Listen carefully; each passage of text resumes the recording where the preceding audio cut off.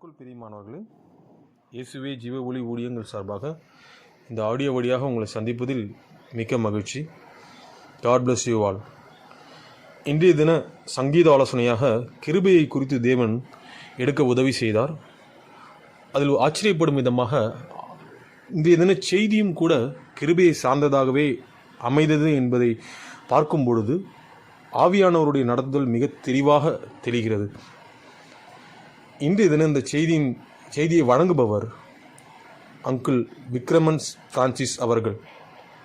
இந்த செய்தியை கேட்டு கர்த்தருடைய நாமத்தை மகிமைப்படுத்துங்கள். தொடர்ந்து இந்த சேனலில் உள்ள ஆடியோக்களை கேட்க இந்த சேனலை சப்ஸ்கிரைப் செய்து கொள்ளுங்கள். God bless you all. இந்த இடங்களிலே தான் நாம் வாசிக்கிறோம், ஒரு காரியத்தை வாசிக்கிறோம். 8ஆம் வசனத்திலே நோவாவுக்கோ கர்த்தருடைய கண்களிலே கிருபை கிடைத்தது. இந்த சம்பவங்கள் உங்களுக்கு யாருக்கும் புரிதல்ல. தேவனுடைய கண்களிலே நோவாவுக்கு கிருபை கிடைத்ததனாலே உண்டான கடைசியான ஒரு முடிவு என்ன என்று கேட்டால், பூமியிலே யாவரும் அழிக்கப்பட்ட பொழுது நோவாவும் அவனுடைய குடும்பமும் பேழையிலே வைத்து காக்கப்பட்டார். அப்ப இந்த வசனத்தை சரியா கவனிக்கணும். தேவனுடைய கோபாக்கினை இருக்கிறது. அந்த கோபாக்கினைக்கு நடுவிலே ஒரே ஒரு மனிதனுக்கு கிருபை கிடைக்கிறது. அவனும் அவனுடைய குடும்பமும் காப்பாற்றப்படுகிறார். ரொம்ப நல்ல வசனம். இப்ப நோவாவுக்கு தேவனுடைய கண்களில் கிருபை கிடைத்தது. இருப்பா, நோவாவுக்கு கர்த்தருடைய கண்களில் கிருபை கிடைக்க வேண்டுமா, ஏன் கிடைத்தது என்பதை ஆராய்ந்து பார்க்காம கிருபை கிருபை கிருபை கிருபைன்னா அது கிருபை இல்லை. பலவித பிரச்சனை தான். கிருபை நல்லது. இந்த கிருபை நோவாக்கு ஏன்பா கிடைச்சது? வேதம் அதை சொல்லாமல் இல்லை. வேதத்தை ஆராய்ந்து படிக்கணும். ஆண்டவரே, உடைய கிருபை எனக்கு வேணும். சரிப்பா தரேன், ஆனால் நீ ரெடியா இருக்கியா? நான் இந்த டம்ளருக்குள்ள ஃபுல்லா என்ன பண்ணிட்டேன், அழுக்க தண்ணியை வச்சிருக்கேன். இப்போ எனக்கு தாகம் எடுக்குது. அந்த செம்பில் ஒருத்தர் தண்ணி வச்சுட்டு இருக்காரு. இந்த அழுக்க தண்ணியை நான் வெளியே ஊற்ற மாட்டேங்கிறேன். நான் போய் சொல்றேன், எனக்கு குடிக்க தண்ணி ஊற்றுங்க. ஊற்றுவாங்களா? ஊற்றுவாங்களா? ஊற்ற மாட்டாங்க. ஊற்ற மாட்டாங்க. இன்னைக்கு கிருபை வேணும் கிருபை வேணும்னு சொல்கிறோமே. நான் அடிக்கடியாக முன்னே சொன்னதான் இப்போவும் சொல்கிறேன். நம்ம வீட்டுக்கெல்லாம் முன்னே பால்காரர் வந்து அம்மா பால் என்ன ஒரு பெல் அடிப்பார், ஞாபகம். அப்போ பாத்திரத்தை எடுத்துகிட்டு போய் அதில் பால் வாங்கிட்டோம். அதை காலையில் வச்சு காஃபி குடிச்சாச்சு, சாயங்காலம் வச்சு டீ குடிச்சாச்சு. இப்போ பாத்திரம் 10 குடிச்சு போய் கழுவுற இடத்துல கிடக்கு. அடுத்த நாள் காலையில் அவர் வர்றாரு, அம்மா பால் 10 பிடிச்ச இருக்கிற பாத்திரத்தை கொண்டு போறீங்க, ஊற்றுப்பா பால் 1 லிட்டரா ஊற்றுப்பாடு. அவன் உள்ள பார்க்குறான், பாட்டு அழுக்கா இருக்கு, கழுவவே இல்லை. ஊற்றுப்பான்னா எந்த பால்காரனாவது ஊற்றுவானா? நீ காசே கொடுத்தாலும் ஊற்றுவானா? நான் தான் என் காசு தரேன், நீ ஊற்றுனா ஊற்றுவானா? ஊற்றவே மாட்டான். ஏன் ஊற்ற மாட்டான்?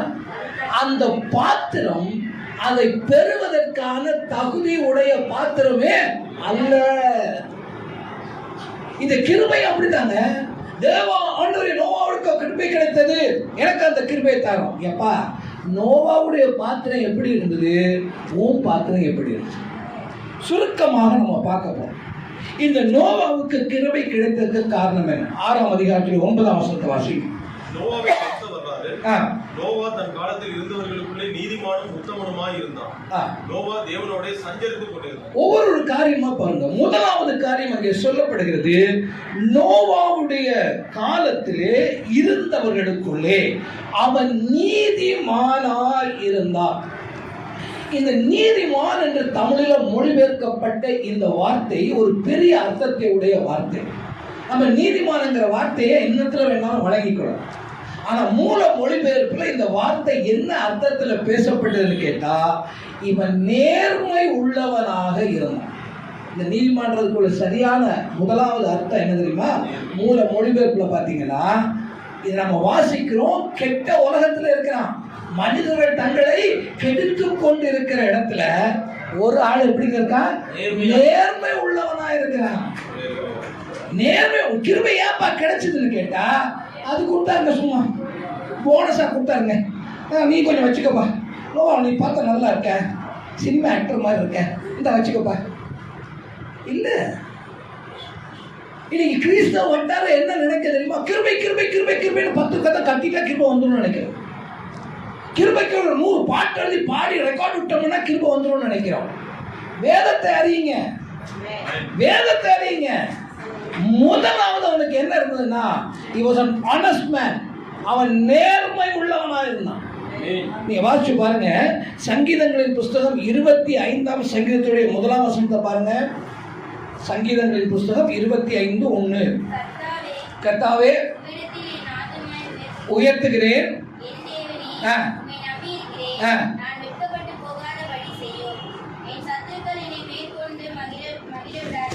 இல்லைப்பா 25:1 தானா?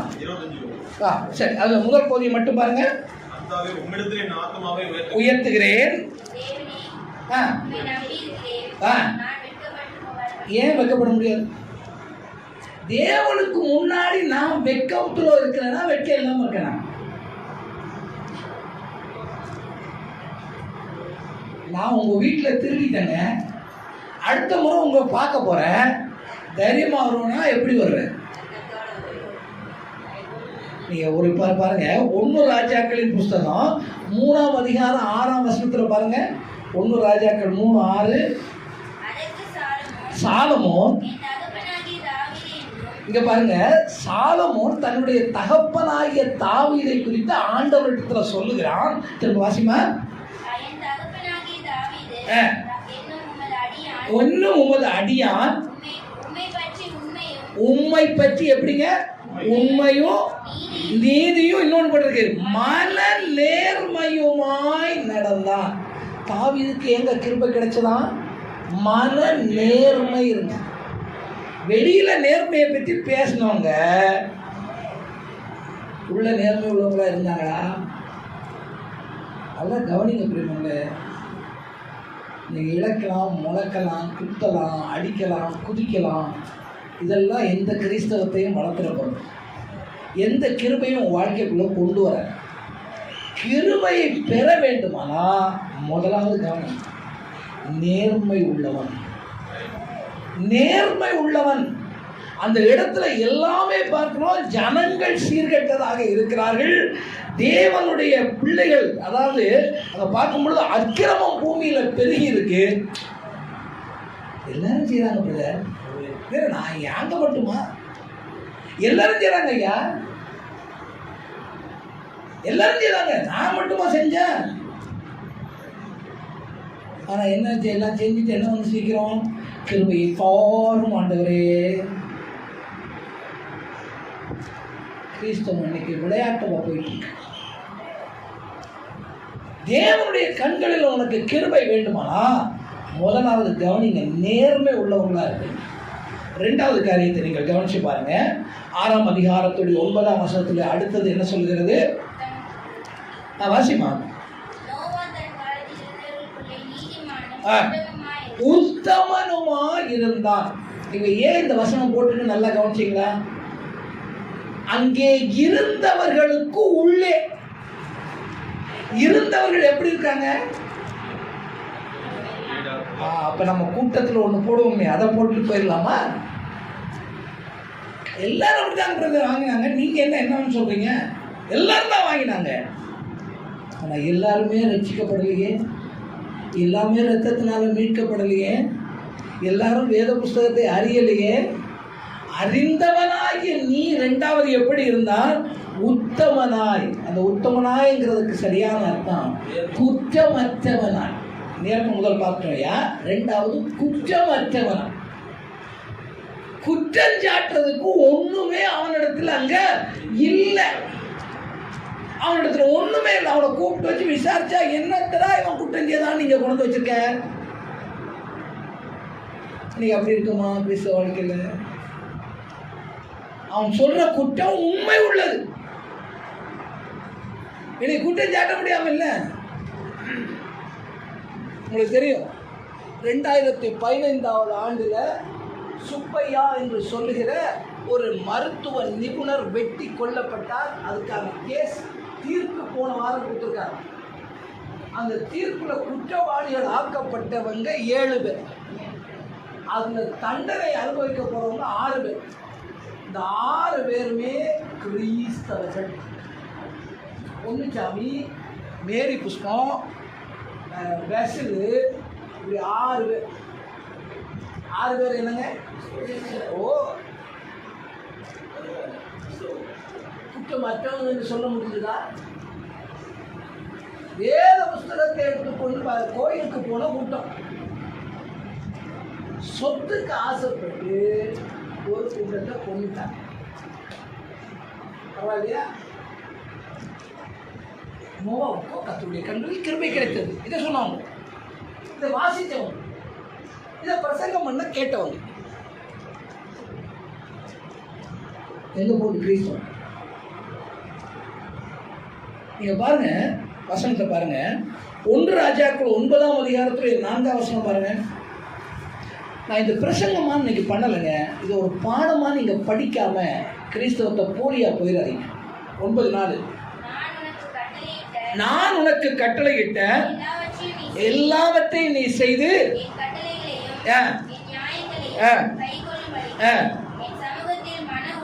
மன உத்தமமாய். எப்படிங்க? நீங்க பாருங்க, தாவீது மன நேர்மையா.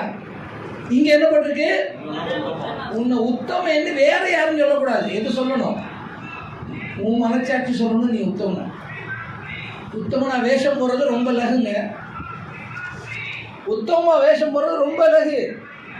ஆனா உத்தமனா நடக்க முடியுதா? தானியேல் சிங்கத்துடைய கெவியில கிடக்கிறான். அந்த சிங்கத்துடைய கெவியிலிருந்து காப்பாற்றப்பட்டதற்கு பின்பதாக அவனை வெளியே எடுத்து விடும் பொழுது ராஜா வந்து கேட்கிறான், அப்பா உன்னை காத்தாரா தேவன் என்று கேட்டதற்கு ஒரு பதில தானியேல் 6ஆம் அதிகாரத்துடைய 22ஆம் வசனத்தில் அவன் சொல்கிறான். ஆண்டவராகிய தேவன் சிங்கம் என்னை சேதப்படுத்தாதபடி ஏன் காத்தார் என்று கேட்டால், வாசிங்க, சிங்கங்கள் என்னை சேதப்படுத்தாதபடி படிக்கு தேவன் தம்முடைய தூதனை அனுப்பி அவருடைய வாயை கட்டி போட்டார். அதே என்றார். அது ஏன் செய்தார்னா, அவருக்கு முன்பாக நான் குற்றமற்றவனாகவும் உனக்கு முன்பாகவும் என்னங்க, ஆண்டவருக்கு எல்லாம் தெரியுங்கன்னு மட்டும் சொல்லல. அடுத்தது மனுஷனுக்கு முன்னாடி அவன் எப்படி இருந்தான்? இன்னைக்கு குற்றமற்றவங்களா இருக்கமா இல்ல குற்றம் உள்ளவங்களா இருக்கணும்? நம்ம நிலம் இல்லத்தான், ஆனா அந்த நிலத்துல ஒருத்தர் இல்ல, சேர்த்து அடைச்சோம், அவ்வளவுதான். நம்ம நிலம் இல்லைங்க, ஆனா அந்த நிலத்துல யாரும் இல்லைங்க. அதனால நாம என்ன பண்ணிட்டோம்? சேர்த்து அடைச்சிட்டோம். நீ நீதிமான மனுஷனுக்கு முன்னாடி தேவனுக்கு முன்னாடி. ஆனா உனக்கு என்ன வேணும்னு கேட்க கோர்ட்ல போய் நின்று, தேவனே எனக்கு கிருபை செய்யும். புரியுதுங்களா? கிறிஸ்தவம் இன்னைக்கு எங்க போகுது? ஏன் தேவனுடைய கண்களில் கிருபை கிடைக்காம போகுதுன்னு? உண்மை இல்லை, நேர்மையும் இல்லை. 3வது ஏன் அவனுக்கு கிருபை கிடைத்தது? திரும்ப வாசிங்க 6:9.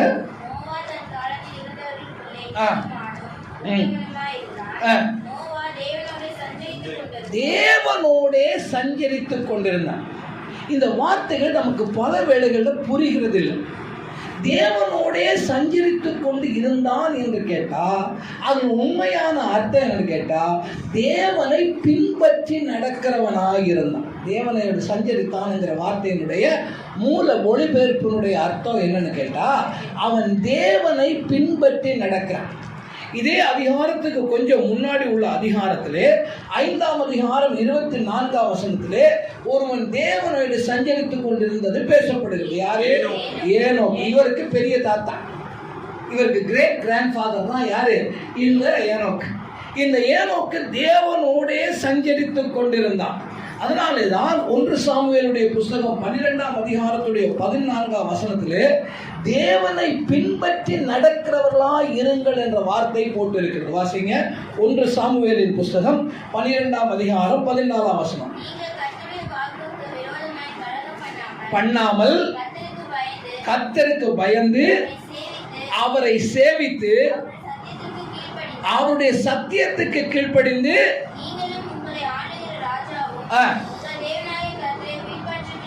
யாரை பின்பற்றுங்கப்பா? யாரை பின்பற்றுங்க? ஓகே, இன்னைக்கு உண்மையாக கர்த்தரை பின்பற்றுமா? இன்னைக்கு கர்த்தரை பின்பற்றுமா? ஞாயிற்றுக்கிழமை ஆலயத்துக்கு வந்தோங்க, அதனுடைய அர்த்தம் கர்த்தரை பின்பற்றுறதாவா? அடுத்த 6 நாட்கள் நீங்க யாரை பின்பற்றுறீங்க? அவர் தாங்க எங்க ஹீரோ. யாரு? சூப்பர் ஸ்டார் இருக்கார்ல, அவர் தாங்க எங்க ஹீரோ.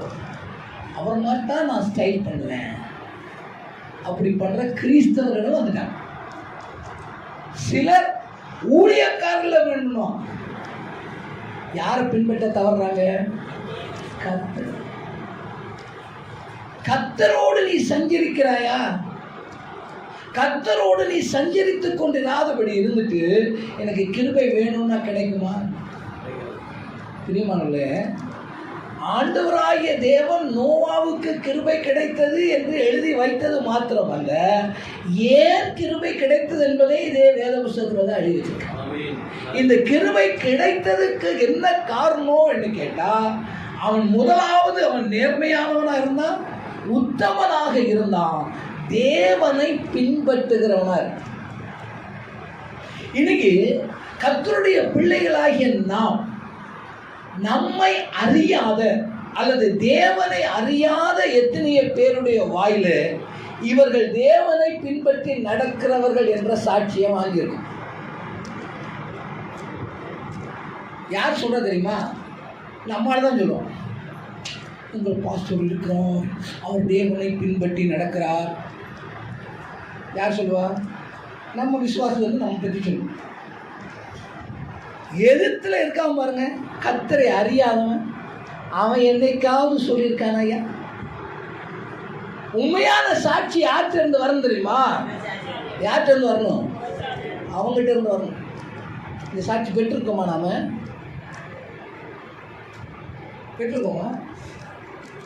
ஒரு 15-20 வருஷம் திருவள்ளூர் கலெக்டர் ஆஃபீஸில் உட்காந்து அங்கே எனக்கு ஒரு பேப்பர் கையெழுத்தாகி வரணும். 2 வாரம் ஆச்சு, வரவே இல்லை. நான் போய் உட்காந்து மத்தியானம் லஞ்ச் டைம் ஒரு பெஞ்ச் இருக்கு, நான் உட்காந்துருக்கேன்.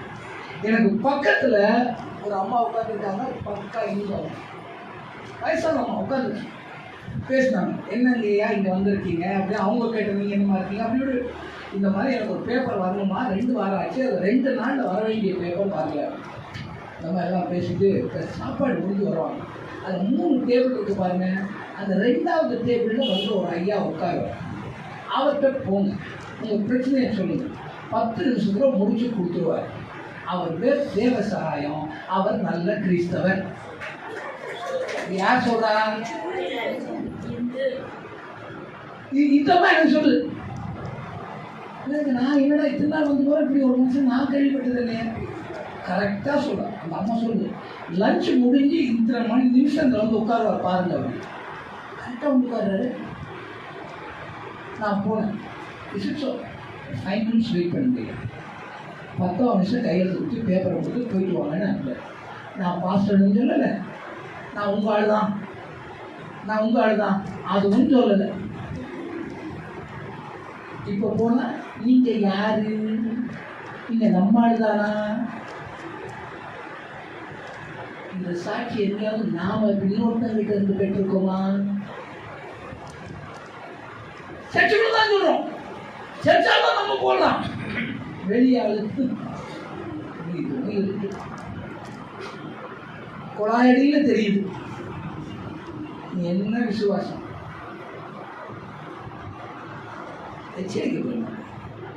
நோவாவுக்கு தேவனுடைய கண்களில் கிருபை கிடைத்தன்னு சொல்றது ரொம்ப இலகு. அவன் யாரா இருந்தான்? தேவனை பின்பற்ற. அவங்க தேவனை பின்பற்றாங்க. இந்த சாட்சியை வாங்காம தேவனுடைய கிருபையை நீ பெற்றுக்கொள்ள முடியாதுமா. இங்க வந்துட்டு எல்லாம் பண்ணலாங்க. இங்க வந்து நாம் சொல்லலாம், நடத்த எப்படி இருக்கு. ஒரு பஸ்ல ஒரு சீட்டுக்கு நீ சொல்ற வார்த்தை இருக்கு பாரு. 10 நிமிஷம் ஒரு அரை மணி நேரம் போகிற பஸ்ஸில் நிற்கிறதுக்கு ஒரு சீட்டுக்கு நீ போடுற சண்டை இருக்கு பாரு.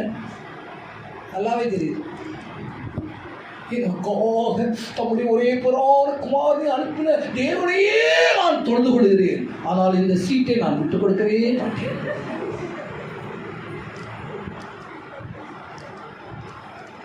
உனக்கு கிருபையா கிடைக்கும். விளையாடாதீங்க பிரியமானவர்களே. இன்னைக்கு கிறிஸ்தவத்தை பார்த்து பார்த்து சலிச்சு போச்சு. பேச்சு பயங்கரமா இருக்கும், உலகத்தையே பிரட்டுற மாதிரி இருப்பான். அவன் உள்ள பிரவேசிச்சு பாரு, அவன் சொந்த வாழ்க்கையில அவன் கர்த்தரை பின்பற்றணும். சொந்த வாழ்க்கை இன்னைக்கு பிரசங்கங்கள் ஏராளம் பிரியமானவர்களே. இன்னைக்கு உண்மையா சொல்லிட்டேன், வேதத்தை ஆராய்ந்து பார்க்கறது இல்லை. நோவாவுக்கு கிருபை கிடைத்த எல்லாரும் சொல்லுங்க, எல்லாரும் சொல்லுவோம். கையை தட்டுங்க, தட்டிட்டு போயிடும். ஏன்பா உனக்கு அதனால கிருபை வந்துடுமா? கைதான் தட்டும். கிருபை கிடைக்கணுமா? நோவாவுக்கு என்ன இருந்து அது ஏன் என்கிட்ட இல்லைன்னு ஆராய்ஞ்சு பாரு. கர்த்தரை அவன் பின்பற்றினான். இன்னைக்கு ஒவ்வொரு ஸ்டெப்லையும் நம்ம கர்த்தரை பின்பற்றுமா? கல்யாணம் வந்தா தெரியும் நான் யாரை பின்பற்றுறேன், காது குத்து வந்தா தெரியும் நான் யாரை பின்பற்றுறேன், வீட்டில் சடங்கு வந்தா தெரியும் நான் யாரை பின்பற்றுறேன்னு. அது இருக்கிறாருங்க ஆண்டவர். ஆனா இது எங்க குல வழக்கம். எங்க தாத்தா வருவார் பாருங்க, கோச்சுப்பாரு, அவருக்காக ஒரு சின்ன அட்ஜஸ்ட்மெண்ட். கர்த்தர் அது வந்து பாஸ்டர் ஜெபம் போவார். உனக்கு கிருபையா? விளையாடாதீங்க. கிருபையை குறித்து பாடுகிறதுனால மாத்திரமல்ல, இந்த கிருபையை உனக்கு கிடைக்க வேண்டுமா? கர்த்தரை பின்பற்று. அடுத்ததாக நோவாவை குறித்து நீங்க என்ன வாசிக்கிறீங்க? 6ஆம் அதிகாரத்துல 22ஆம் வசனம் பாருங்க. நோவா அப்படியே செய்தான், தேவன் தனக்கு கட்டளை இட்டபடி எல்லாம் அவன் செய்து முடித்தான் என்று வாசிக்கிறான். அதான் கவனிச்சு பாருங்க. நோவாவுக்கு தேவனுடைய கண்களில் கிருபை கிடைத்ததுக்கு காரணம் என்ன? தேவன் அவனுக்கு என்ன? நீங்க 7ஆம் அதிகாரம் 5ஆம் வசனத்தை பாருங்க. 7:5 அதே வார்த்தை போட்டு பாருங்க. என்ன கட்டளையிட்ட பாதியை செய்தான், 50% செய்தான், 80% செய்தான், முடிஞ்ச வரைக்கும் செஞ்சான்.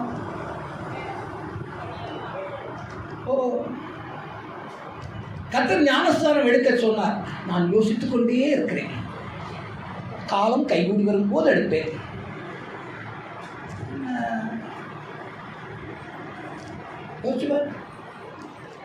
தேவனுடைய பிள்ளைகள் இன்னைக்கு என்ன இருக்கும்? கர்த்தர் கட்டளை இட்ட படி எல்லாம் செய்தாயா? இல்லைங்க. அதுல எனக்கு எது பெஸ்டா தோணுதோ அது வரைக்கும் நான் செஞ்சேன். அதுல எனக்கு எது பிடிச்சதா இருக்கோ அது வரைக்கும் நான் செஞ்சேன். அதுல எனக்கு என்ன செய்ய முடியுமோ அதை நான் செஞ்சேன். இப்படியா கிறிஸ்தவம்? இன்னைக்கு வேதத்தை கொஞ்சம் படிங்க. ஆண்டுடைய கிருபையினால நம்முடைய மொழியில வேதம் இருக்கு, அந்நிய மொழியில். இங்க வசனத்தை பாருங்க, 2 முறை எங்க ஆண்டவர் ஒரே இடத்துல எழுதி வைக்கிறாரு.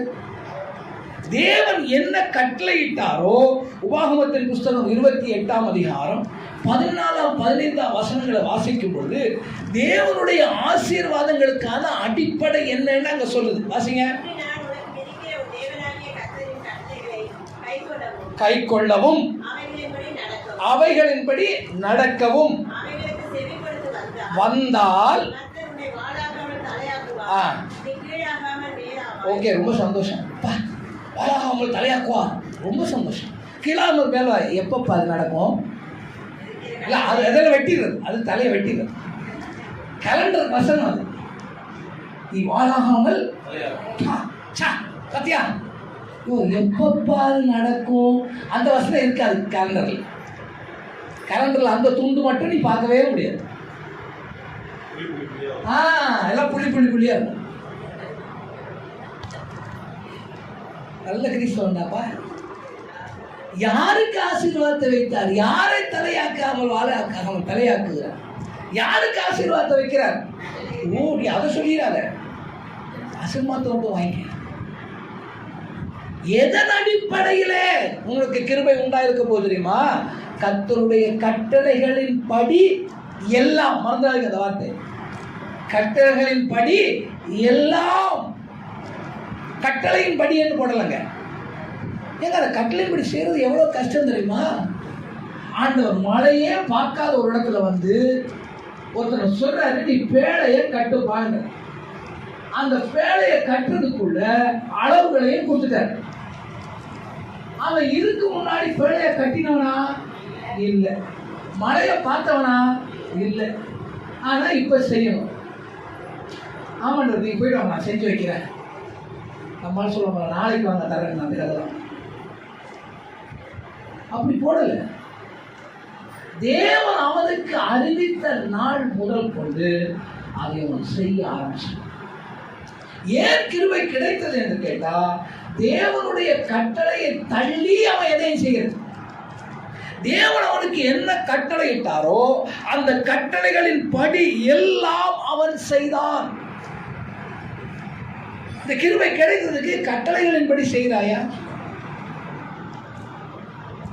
ஓய்வு நாள் கர்த்தருடையது, நல்லது, எடுத்துட்டு போட்டோம். ஆனால் ஓய்வு நாளில் டிவியில் மேட்ச் போடுறானே. இன்னைக்கு ஒலிம்பிக்ஸ் கடைசி நாளாச்சு. அது 4 வருஷத்துக்கு ஒரு தடவை தானே வருது. ஓய்வு நாள் வாரம் வருது. இருக்கட்டும், அடுத்த வாரம் போய்க்கலாம், அடுத்த வாரம் பார்த்துக்கலாம். நோவாவுக்கு கர்த்தருடைய கண்களில் கிருபை கிடைத்தது போல் ஆண்டவரே எனக்கும் கிருபையை தாரும். நீ டிவியை பாரு, அவர் கிருபையை தருவார். யாரை ஏமாத்தும்? கிறிஸ்தவன் தன்னைத்தானே இன்னைக்கு ஏமாற்றிட்டு இருக்கு. வசனத்தை வச்சு உன்னை ஏமாத்த, வசனத்தை வச்சு உன்னை ஏமாத்தாத. இந்த வசனம் எனக்கு சொந்தமாக வேண்டுமானால் நான் யாரா இருந்தாகணும்? அவருடைய கட்டளைகள் யாவற்றுக்கும் கீழ்ப்படுகிறவனா இருக்கணும். யாவற்றுக்கும் கீழ்ப்படுகிறோம். உங்களுக்கு அருமையான மனைவியை கொடுத்தார், நேசி என்று சொல்லியிருக்கு. அது கட்டளை, அது உனக்கு ஆப்ஷன் இல்லை. உனக்கு முடிஞ்சா நேசின்னு சொல்லலை, அது உன்னுடைய கட்டளை. நீ மனைவியானா புருஷனுக்கு கீழ்ப்படிந்திரு, அது உனக்கு ஆப்ஷன் கிடையாது, அது கட்டளை. நீ கட்டளை, ஆண்டவரே நீ இன்னைக்கு என்னாச்சு, இன்னைக்கு ஏன் கட்டளை அப்படி கொடுத்தீங்கன்னு ஆண்டவரை பார்த்து கேட்கிற கூட்டமா மாறிட்டாங்க. லிபரல் ஃபெமினிசம் இன்னைக்கு நான் கேள்விப்படுது. பெண்ணிய இயக்கங்கள். எச்சரிக்கை, தேவனுடைய கிருபையை பெற முடியாது. ஆறாவதாக நீங்கள் கவனிச்சு, 5ஆவதாக நீங்கள் கவனிப்பீர்களா, எபிரேயர் நிறுவத்திலே இந்த நோவாவை குறித்து படிக்கணும். எபிரேயர் 11வது அதிகாரம் விசுவாசிகளுடைய பட்டியல் இருக்கிறது. அதுல 11ஆம் அதிகாரத்துடைய 7வது வசனத்தை பார்க்கிற போது அங்கே நோவாவை குறித்து நாம் பார்க்கிறோம். வாசிங்க. விசுவாசத்தினாலே நோவா. ரைட், போதுமா? நீங்க அதே நீங்க பார்க்கிற பொழுது எண்ணாகமத்தின் புத்தகத்துக்கு வாங்க. எண்ணாகமம் 14ஆம் அதிகாரம் 11ஆம் வசனம் பாருங்க. எண்ணாகமம் 14:11 நோக்கி, எது வரைக்கும் இந்த ஜனங்கள் எனக்கு கோபம் ஊட்டுவார்கள்,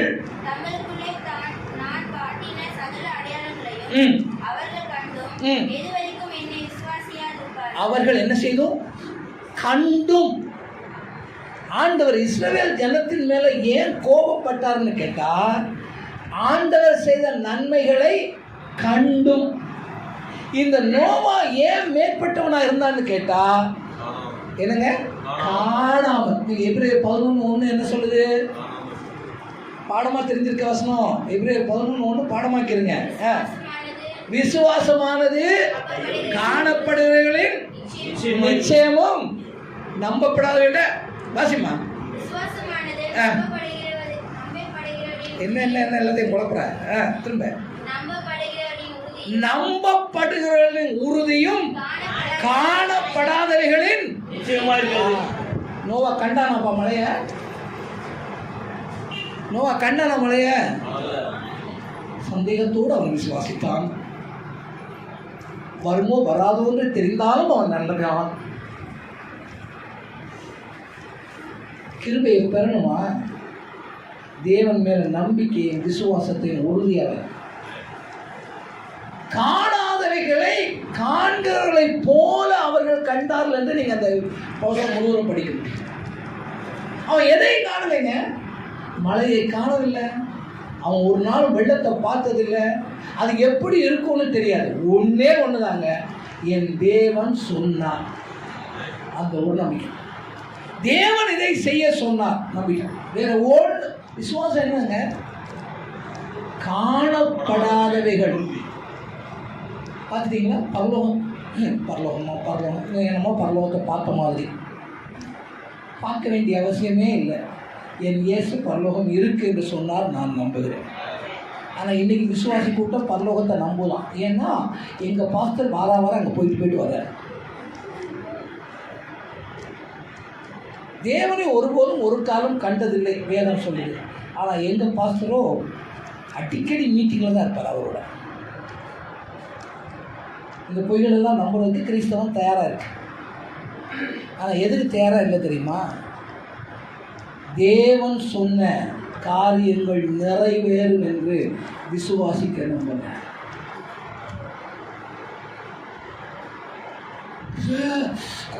வந்துச்சு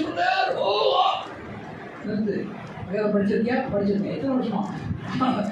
நாங்கள் சின்ன வயசுலேருந்து வேலை படிச்சுட்டு இருக்கோம். அப்படியா? அப்போ ஆண்டவராக இயேசு வருகைக்கு முன்பாக கொள்ளை நோய் வரும்னு சொன்னாலே அது என்ன? அது வந்து ஏன்னா வருகையை கூட அவன் என்ன செய்யலை, விசுவாசிக்க. கல்லறைக்காக இந்த சபையில் இருக்கும் போது கண்டிப்பாக முடியும், நடக்க முடியும். அவன் விசுவாசம் கல்லறைக்கான விசுவாசம், சிலது கல்யாணத்துக்கான விசுவாசம், இன்னொன்று கர்மாதிக்கான விசுவாசம். ஆண்டுடைய வசனத்தை நம்பின விசுவாசம் இல்லை. எச்சரிக்கை. வேதத்தை பாருங்க, காணவே இல்லைங்க. நீங்க எந்த மேன்மையும் காணாம விசுவாசி, அதுதான் உண்மையான விசுவாசம். எந்த மேன்மையும் காணாம அவன் விசுவாசித்த பொழுது தேவன் அவனுக்கு கிருபையை கிடைக்க பண்ணினான். அடுத்தது ஆறாவதாக நீங்க பாருங்க, எபிரேயர் 11:7 இன்னொரு வசனம் போட்டிருக்குது. பய பக்தி உள்ளவனா இருந்தா, வாசிங்க முடிக்க போறேன். விசுவாசத்தினாலே தற்காலவே தேவ எச்சரிப்பு பெற்று என்ன உள்ளவனாகி? பய பக்தி உள்ளவனாகி. என்ன பக்திங்க அது? பய பக்தி உள்ளவனாகி. இந்த நாட்கள்ல பய பக்தி இருக்குதா? ஒரு கிறிஸ்தவனுடைய அடையாளம் என்ன பாருங்க. யோனா கப்பல்ல போற அந்த மாலுமிகள் நீ யார் என்று விசாரிக்கிறாங்க. I am mister Yona, how are you? நீ நல்லா கேட்பா அப்படின்னு அவன் கேட்கிறான். யோனா 1:9 வாசிக்க பார்ப்போம். யோனா 1:9. அவன் தன்னை எப்படி அறிமுகப்படுத்துறான்னு அதற்கு அவன் நான் எபிரேயன், சமுத்திரத்தையும் பூமியையும் உண்டாக்கின பரலோகத்தின் தேவனாகிய கர்த்தரிடத்தில் பயபக்தி உள்ளவன் என்றான். எப்படி அறிமுகப்படுறான்? நான் எம்காம், நான் பிகாம், நான் தாங்க அந்த ஸ்டோர் மேனேஜர், அது அந்த கடை நம்ம தான். இப்படி அறிமுகப்படுத்தினானா தன்னை?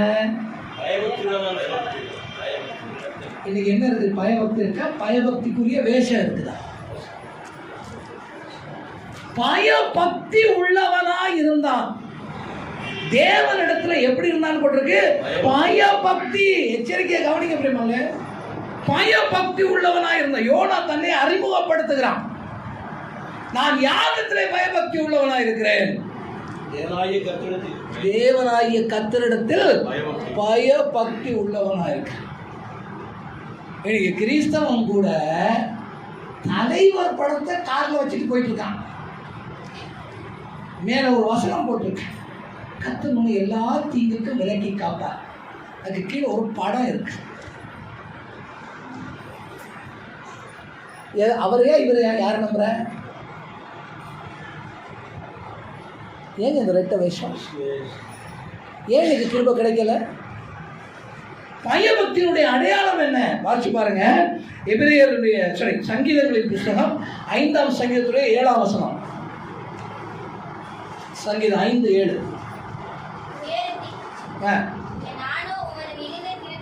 நானோ உமது மிகுந்த கிருபையினாலே உமது ஆலயத்துக்குள் பிரவேசித்து உம்முடைய பரிசுத்த தலத்திற்கு நேரே எப்படிங்க பண்ணி கொள்வேன்? எப்படி பண்ணுவோம்? இந்த டிவில எல்லாம் காண்கிற ஆராதனைகளை பார்க்குறீங்க. பயபக்தி இருக்குதுங்களா? பயபக்தி இருக்குதா?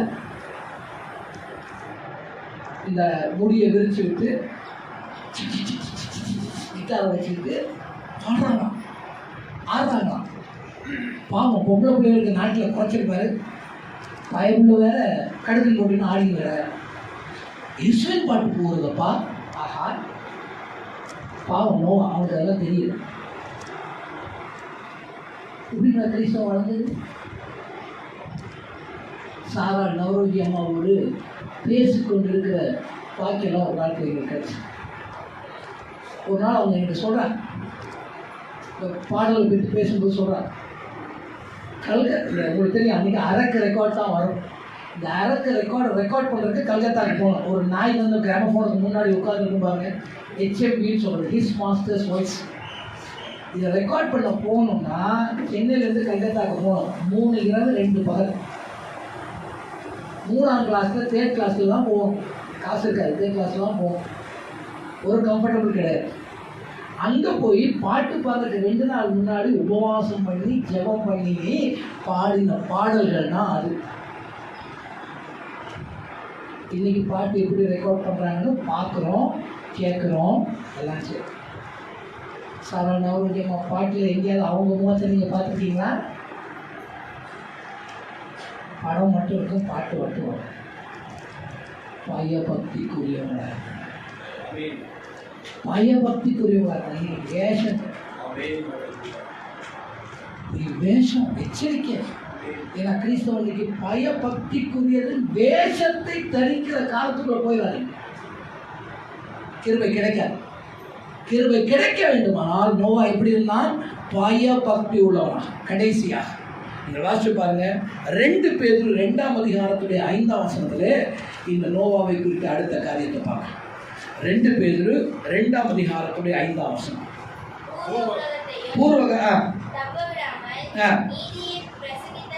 நீதியை பிரசங்கித்தவராகிய நோவா முதலான இப்ப யோசிச்சு பாருங்க. இன்னைக்கு தேதி என்ன பாருங்க, எல்லாரும் என்ன பாருங்க, இன்னைக்கு தேதிக்குள்ள ஒருத்தர் பிரசங்கம் பண்ணினார் என்று சொன்னா உங்க மைண்ட்ல என்ன எண்ணம் வருது? ஒரு மைக் வரும், ஒரு புல்பிட் வரும், அதுக்கு முன்னாடி ஒருத்தர் என்னத்தை திறந்து வச்சுப்பாரு, வேதத்தை. ஒருத்தர் பிரசங்கம் பண்ணாருன்னா உங்க மைண்ட்ல வரக்கூடிய முதல் பிக்சர் என்ன? இதுதானே வருது. நோவா எங்கேயாவது மைக் வச்சானா? நோவா எங்கேயாவது புல்பிட் வச்சிருந்தானா? ஆனா வேதம் என்ன சொல்லுது? நீதியை பிரசங்கித்தவனான. அப்படி அர்த்தம் என்ன தெரியுமா? அந்த ஜனம் முழுவதும் நீதி அற்ற ஜனம். அவங்க மத்தியில அவன் நீதியை மாத்திரம் பேசுகிற ஒருவனாக இருந்தான். முடியுமா? முதலாவது அவனுக்கு இந்த சிக்கல் என்ன தெரியுமா? முதலாவது அவன் பேசின இடம் வீடு. முதலாவது அவன் பேசின இடம் வீடு. வீட்டில் இன்னைக்கு நீதியை பேச முடியுதா? பெருசு என்னமோ பினாத்துது. நீங்க என்ன நடக்கும்? வீட்டில் நீதி பேசி பாருங்க. அந்த வசனத்தில் என்ன சொல்லுது? வாசி பாருங்க. நோவா முதலான அடுத்து என்ன பண்றது? 8 பேர். இந்த 8 பேர் எதை சார்ந்தவங்க? நோவாவை குடும்பத்தை சார்ந்தவங்க. நீங்க ரொம்ப நல்லா தான் இருக்குங்க. வெளியூர்ல போய் அடிச்சு முடக்கிட்டு வரலாம். ஒரு மணிக்கும் தெரியாது நம்மளை பற்றி. சென்னைக்கு வந்த பரிசுத்தமான ஊழியக்காரன் அடிச்சு விட்டு வரலாம். வீட்டுக்கு வந்தால் தான் தெரியும் வீடு பரிசுத்தமாக இருக்கா இல்லையா. முதலாவது எங்க சிரமம்? முதலாவது எங்க ஆரம்பிக்க தெரியுமா? ஒரே காரியத்தை நீங்க திரும்ப திரும்ப வீட்டில் பேச முடியுமா? உங்களுக்கு ஒரு பேர் வைப்பாங்க. என்ன பேரு? தெரிஞ்சு போன ரெக்கார்டு. இதை டாட்டா சொல்லிட்டு இருக்காரு. அவன் நோ நிறுத்திட்டானா? என் பிள்ளைங்களே கேட்கலப்பா, என் பிள்ளைங்களே கேட்கல. நல்லா கவனிச்சு பாருங்க. அது ஆச்சரியத்தை நீங்க பாருங்க. 10ஆம் வசனம் பாருங்க. ஆதியாகமம் 6:10 என்ன சொல்லுது? நோவா சேம், காம், யாபேத் என்னும் 3 குமாரரை பெற்றார். வீட்டில் ஆம்பளை பசங்களுக்கு சொல்லாமப்பா ஒருத்தரை பெற்றுட்டு நாம சொல்றதுக்கு இப்ப எத்தனை பேர் இருக்கான்? 3 பேர். எஸ்கேப் தம்பி கிளம்பிடும். அந்த வேதத்தை படிக்கணும். எத்தனை ஆண்டுகள் அவன் தொடர்ந்து பேசியிருக்காங்க. வீட்டுக்குள்ள அவனுடைய பிரசங்கத்தை அக்செப்ட் பண்றதுக்கு ஆள் கஷ்டம். வெளி உலகம் கேலி பண்ணு, வீட்டுக்குள்ள மரியாதை குறையும், வெளி உலகத்துல கேலி. ஏன்னா பிரசங்கன்னு மூடி கட்டுட்டானா? இல்லை. இப்ப என்ன சொல்லுது? பேதுருல என்ன சொல்றாரு? நீதியை பிரசங்கித்தவனான நோவா முதலான அதனாலதான் ஆண்டவராகிய இயேசு நோவாவை குறித்து பேசும்போது லூக்கா 17வது அதிகாரம் 26, 27 வசனங்களிலே நோவாவை குறித்து ஆண்டவராகிய இயேசு சொல்லுகிறார். பார்த்து பாருங்க. நோவாவின் நாட்களில் நடந்தது போல நடக்கும் வரையிலே ஜனங்களை பற்றின நிலம் என்ன சொல்லுது? நோவா, நீ பாட்டில் என்னமோ சொல்லிட்டு இருக்கிற, நாங்கள் என்ன பண்ணுவோம்? நாங்கள் புசிப்போம், நாங்கள் குடிப்போம். பாஸ்டர், நீங்கள் எவ்வளோதான் பிரசங்கம் பண்ணாலும் எங்கள் சேர்ச்சில் டான்ஸ் தான் பாஸ்டர், எங்கள் பேட்டில் அப்படியே அடக்குதான், அடிச்சு விடுவோம் பாருங்க. திருந்த மாட்டேன். நோவாவின் நாட்களில் நோவா திருத்தத்தை எதிர்பார்த்து அவன் எதையும் செய்யலை. தேவன் அவனுக்கு சொன்னதை மாத்திரம் அவன் செய்யலாம். அப்படிமா? நாள் வரையிலே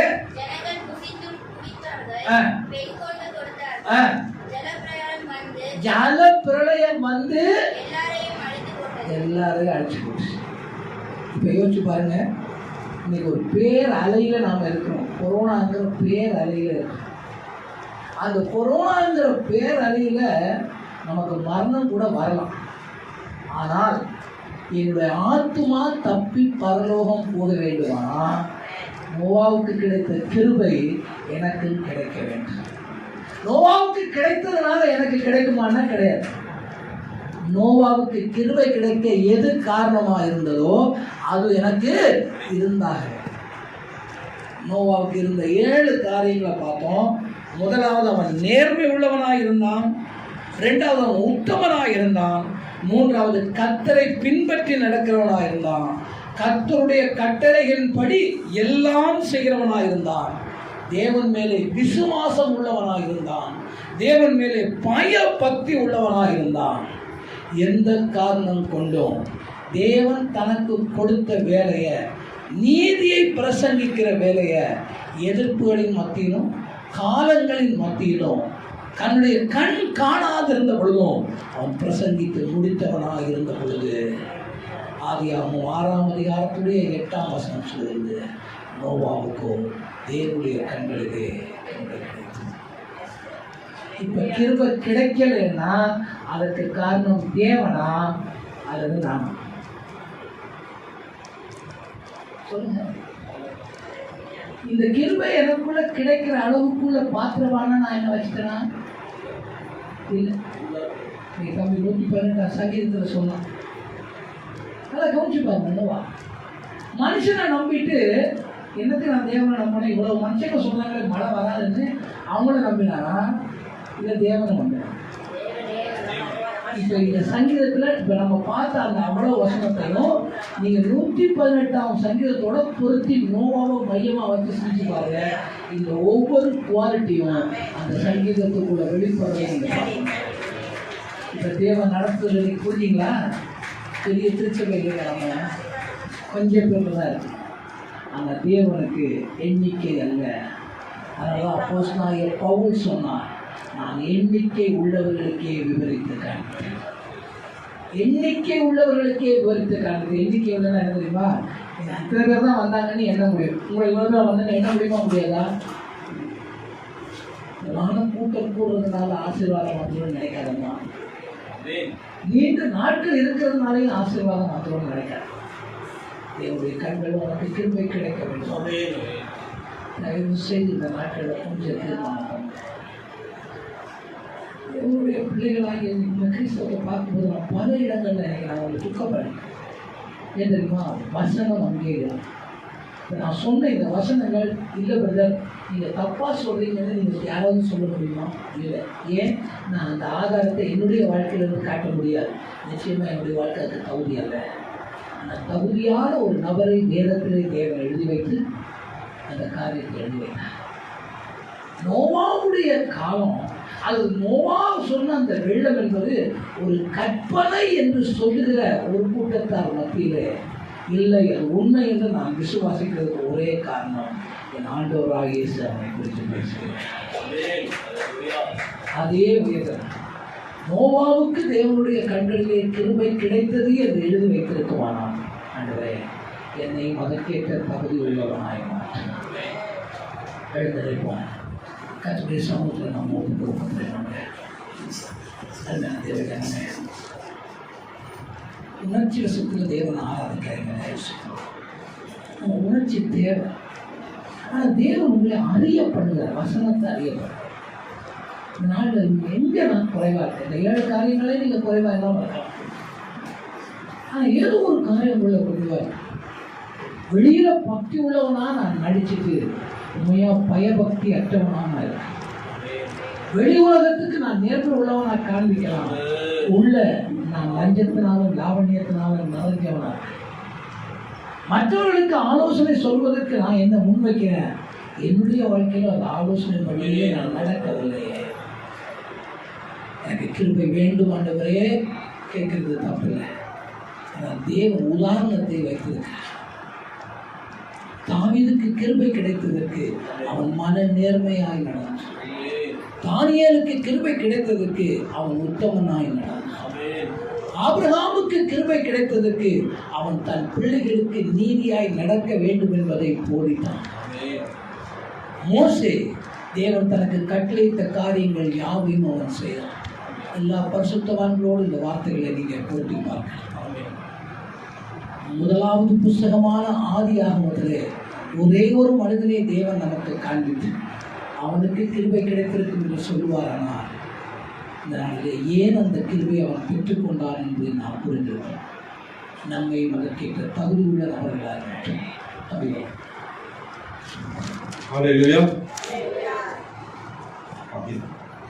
அருமையான ஆண்டவர் பாருங்க, நமக்கு கிருபையை குறித்து கொஞ்சம் நேரம் ஆனா மன்னிச்சிருங்க. ஆனா கிருபையை குறித்து இன்னைக்கு உங்ககிட்ட பேசிட்டு இருக்காரு, என்னன்னு தெரியல. உங்க வாழ்க்கையில ஆண்டவர் இடைப்படுகிறார். ஹல்லேலூயா. பாருங்க, அந்த வாலிபன் வந்தான், உன்னிடத்தில் ஒரு குறைவு உண்டுன்னு சொல்றாரு. பாத்தீங்களா? எல்லாம் என்ன, எதனால? எல்லாத்தையும் பின்பற்றனா கட்டளை இருந்தாலும் ஒரு குறைவு இருக்கு. இன்னைக்கு எதுவா இருந்தாலும் சரி, அங்கிள் சொன்னதுல உண்மையா அருமையான ஒரு மூல மொழியில ஒரு பாஷை இருக்கு. சஞ்சரிக்கிறதுனா என்னதுங்க? கர்த்தரை பின்பற்றுகிறது. பின்பற்றுகிற ஒரு குறைவு உங்களுக்குள்ள இருந்துச்சா இன்னைக்கு நீங்க திருத்திக்கிடுங்க. அதனால ஒப்பு கொடுங்க. இந்த உலகன்றது ஒரு போதை மாதிரிங்க. ஈவினிங் வரலாம் அம்மா அப்பா மதிக்கிற ஒரு காமெடி ஒன்று பார்ப்போம் டிவியில. ஆனா காலையில என்ன ஆகிறாம அம்மாவை இது ஈவினிங் காலையில வந்து வணங்கி அம்மா அப்பா மதிப்பான். ஆனா நைட் ஆன அம்மாவை எட்டி வரைக்கிற மாதிரி ஒரு காமெடி பார்ப்போம் டிவியில. இன்னைக்கு அது போலதான் நம்ம கிருபையை வாங்கிடுறோம். நம்ம உலகம் என்னும் போதையில போய் மறுபடியும் மாட்டிக்கொள்ளும் பொழுது என்ன ஆயிரும்? அந்த கிருபையை போக்கடிகளா மாறிடுறோம். ஸோ உண்மை, மன உண்மை, உத்தமம் 7 காரியங்களை நம்ம பார்த்தோம். இன்னைக்கு மனசை அதை இருத்திக் கொள்ளுங்க. இந்த 7 காரியங்களை ஒரு விஷயத்துல அடக்குக்கலாம். அது என்னது? அவரோட சஞ்சரிக்கிற, அவருடைய பின்பற்றுகிற அந்த காரியத்தை நீங்க வைத்துக் கொண்டிருக்கலையா? அவர்கள் கண்டிப்பாக அவருடைய கிருபை உங்க வாழ்நாள் மூலம் சங்கீதத்தை என்றென்றும் உங்க கூட இருக்கும். ஹல்லேலூயா. கரங்க தட்டி நாமத்தை மையப்படுத்தலாமா? ரொம்ப நன்றி. அருமையான ஆலோசனை பேசிட்டீங்க. எங்களை அளவுக்கு அதிகமாக நேசிக்கிற எங்கள் அன்பின் தகப்பனே, இந்த அருமையான காலை வேளையில ஆரம்பம் முதல் இறுதி வரை நீங்க தான்ப்பா நடத்தி தந்திருக்கீங்க. உங்களுடைய ஆளுகை இங்க இருக்கிறத எல்லாரும் காணும்படி நீங்க செஞ்சிருக்கீங்க. கொடான கொடி நன்றியை ஏறெடுக்கிறோம். என்றென்றும் உங்களுடைய கிருபை எங்க வாழ்நாளில் எப்போதும் இருக்க அந்த 7 காரியங்களை நாங்கள் தியானித்து இந்த காதல வாங்கி இந்த காதல விடுகிறவர்களாக அல்ல, அதன்படி வாழ எங்களுக்கு பலம் தரும் போது எங்க ஒவ்வொரு பேரையும் நாங்க சொல்லிக்கிறோம். எங்களுக்கு கர்த்தரின் கண்களில் கிருபை கிடைத்தது. ஆமென். இந்த விசுவாசத்தோட இங்க இருந்து கடந்து போக கர்த்தர் கொடுத்த கிருபைக்கு நன்றி. இயேசுவின் மூலமே ஜெபிக்கிறோம் நல்ல பிதாவே. ஆமென். என் ஆத்மாவை கர்த்தரை ஸ்தோத்திரி, என் முழு உள்ளமே பரிசுத்த நாமத்தை ஸ்தோத்திரி. என் ஆத்மாவை கர்த்தரை ஸ்தோத்திரி, அவர் செய்த சகல உபகாரங்களையும் மறவாதே. ஆமென்.